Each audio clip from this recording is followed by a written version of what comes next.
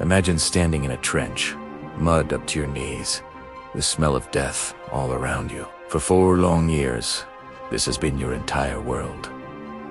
4 years of hell. Then, November 11th, 1918, the 11th hour of the 11th day of the 11th month.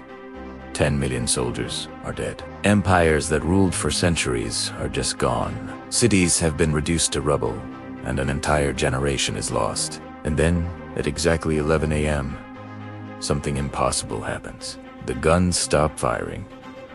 Complete silence. The Great War is finally over. But this wasn't the end of the story. In fact, this was only the beginning, because the war that was supposed to end all wars had just planted the seeds for something far, far worse. This is the story of how the world tried to save itself, and how it tragically failed. Stay tuned to find out more. By the autumn of 1918, Germany was finished, not just losing. Finished. For 4 brutal years, Germany had fought almost the entire world. They had pushed deep into France, completely crushed the Russian Empire, and managed to hold back the mighty British Empire. But now,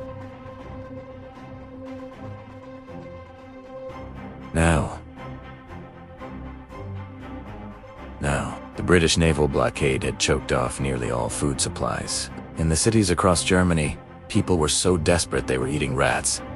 Bread was being made from sawdust. Children were dying of malnutrition right there in the streets. This wasn't a war anymore. It was a slow, agonizing death. And it wasn't just the civilians who were suffering. On the Western Front, German soldiers were deserting by the thousands. They were utterly exhausted, shell-shocked. They had watched their friends and comrades die for 4 long years. And for what? They were still stuck in the very same trenches where they'd started, with no end in sight. The once mighty German army was a shadow of its former self, filled with disillusioned men who had seen too much. Then came the breaking point. In early November, the German High Command ordered the Navy to launch one final, suicidal attack against the British fleet. It was a move born of desperation. The sailors refused to tame mutiny. This act of defiance in the port of Kiel spread like wildfire across the entire country. Workers walked out of factories and joined the sailors. Soldiers abandoned their posts and joined the workers. Within a matter of days, Germany was in the throes of a full-blown revolution. Red flags, the symbol of the socialists, flew over the government buildings in Berlin. The people had one clear demand: peace, and they wanted it now. Kaiser Wilhelm II, the emperor who had proudly led Germany into this catastrophe, saw the writing on the wall. He had lost control. On November 9th, he did something no German emperor had done in centuries. He fled. In the middle of the night, he boarded a train to the neutral Netherlands and never came back. His abdication left a power vacuum. Germany had no emperor.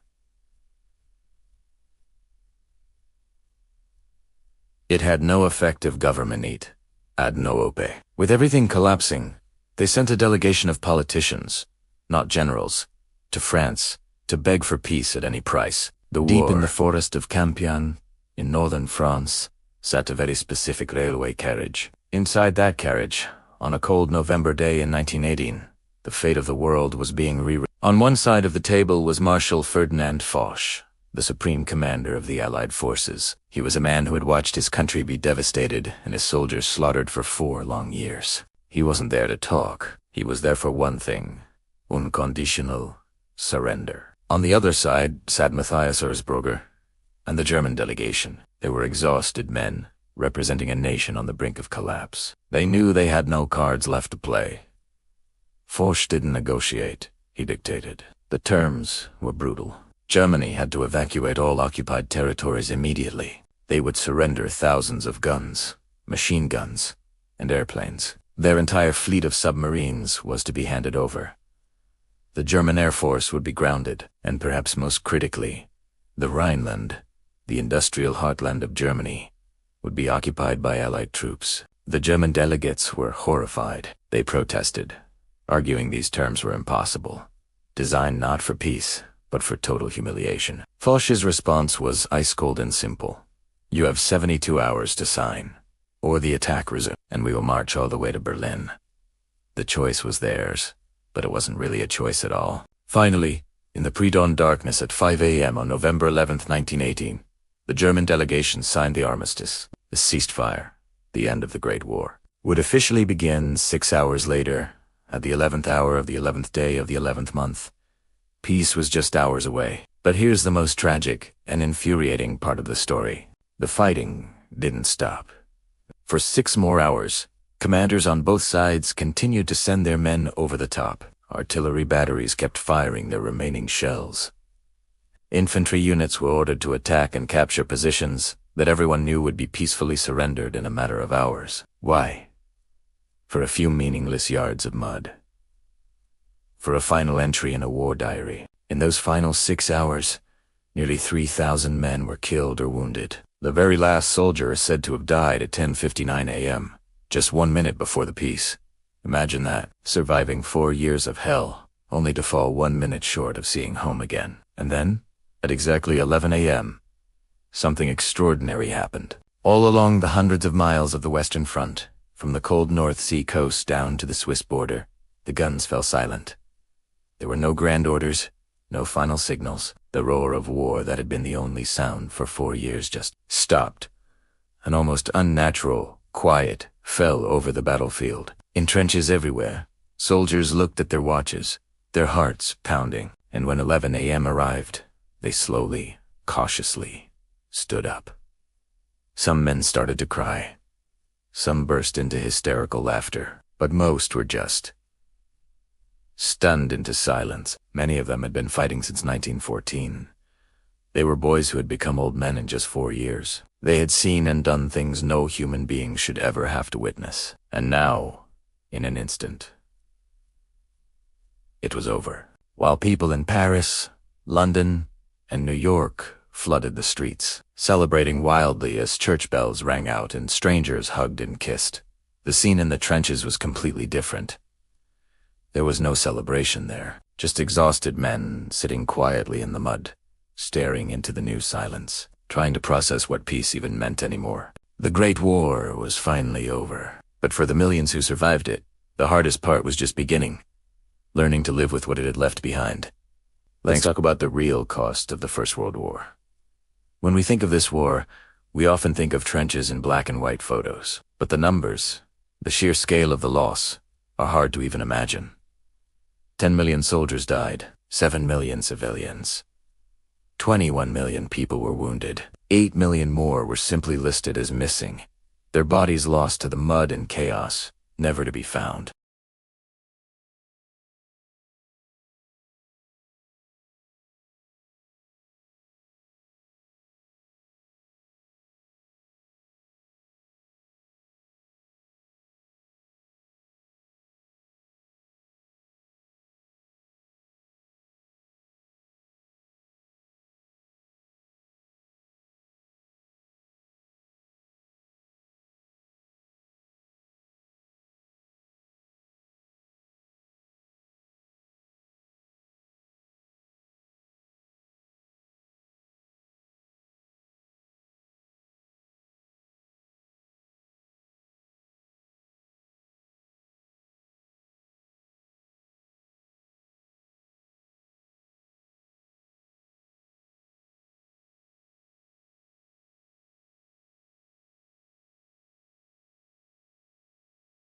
And just when you thought it couldn't get any worse, it did. As the war ended, the Spanish flu pandemic swept across the globe. It spread like wildfire through a world that was already exhausted, traumatized, and malnourished. The war had weakened everyone, leaving them with no defense. 50 million more people died.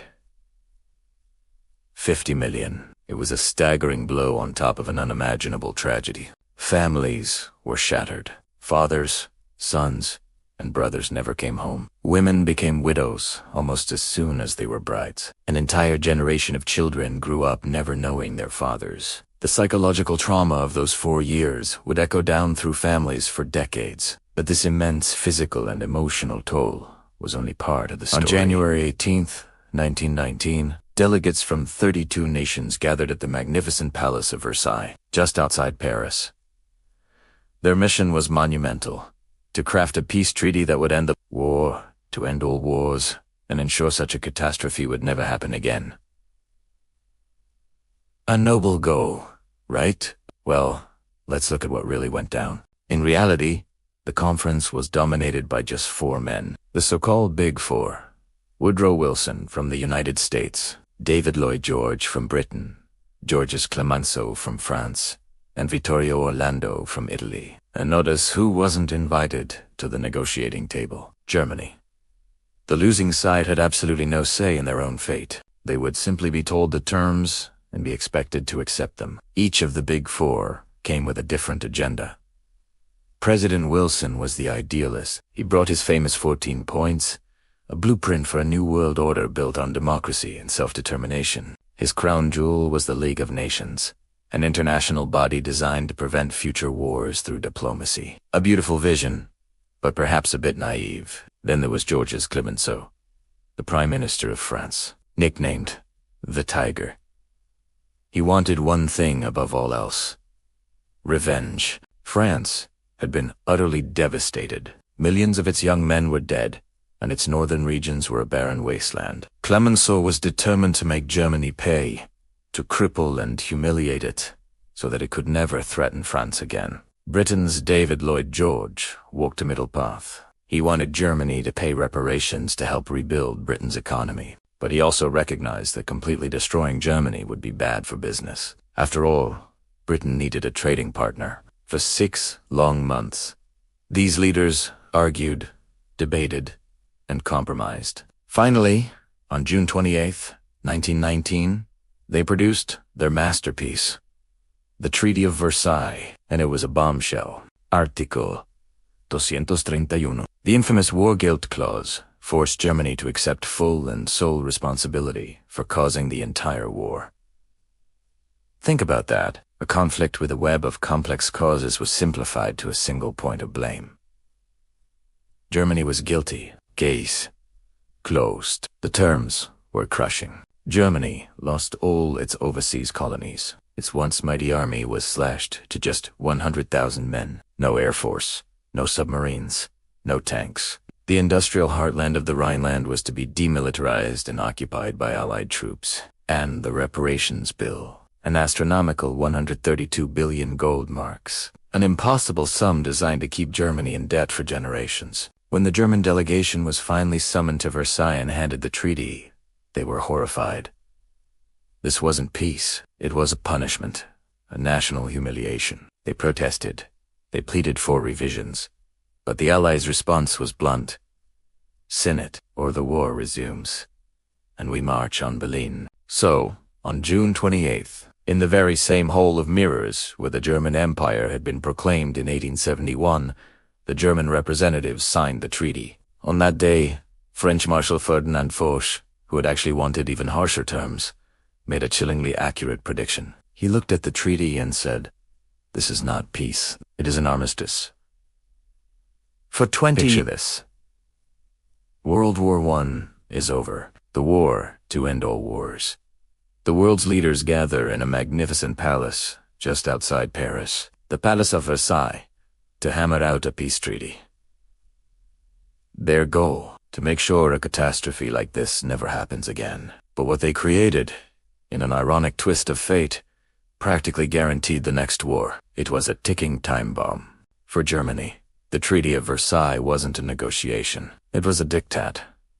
A dictated peace. Imagine being a German citizen at the time. Your soldiers are still on foreign soil in France and Belgium when the armistice is signed. Your country hasn't been invaded. In your mind, you haven't truly been defeated, yet the world is treating you like the sole villain. The treaty stripped Germany of its colonies, slashed its military to a token force, and, most crushingly, demanded impossible sums of money in reparations. This wasn't just a punishment. It was a national humiliation. The economic fallout was catastrophic. To pay the reparations, the government started printing money. Tons of it. This led to one of the most extreme cases of hyperinflation in history.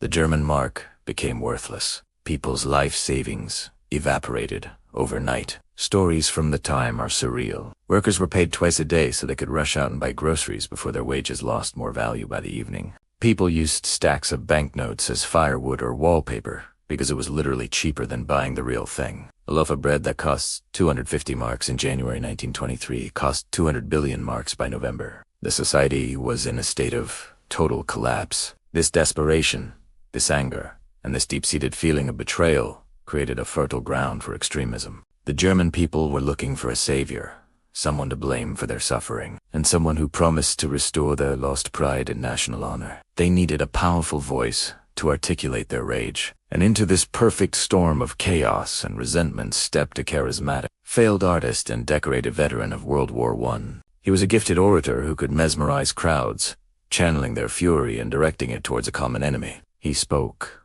of betrayal, of the stab in the back, and he reserved his deepest hatred for the document he saw as the source of all of Germany's problems, the Treaty of Versailles. This man, who would exploit the nation's pain for his own terrifying ambitions, was Adolf Hitler. The seeds of the Second World War. September 1st, 1939. Just over 20 years after the Treaty of Versailles was signed, German tanks rolled into Poland. The Second World War had begun, and it would make the First World War look merciful by comparison. 60 million dead, the Holocaust, atomic bombs, total devastation. The Great War, the supposed war to end all wars, didn't end anything. It just proved that humans are very good at finding reasons to kill each other. November 11th should remind us of something important. War doesn't end when the guns stop firing. It ends when we deal with the hatred, the humiliation, and the desire for revenge. The men who signed the Treaty of Versailles failed to understand that. They chose punishment over reconciliation, revenge over healing. And the world paid a terrible price. The 11th hour of the 11th day of the 11th month. Remember it, not just as the day the First World War ended, but as the day the seeds for the next one were planted. Thanks for watching.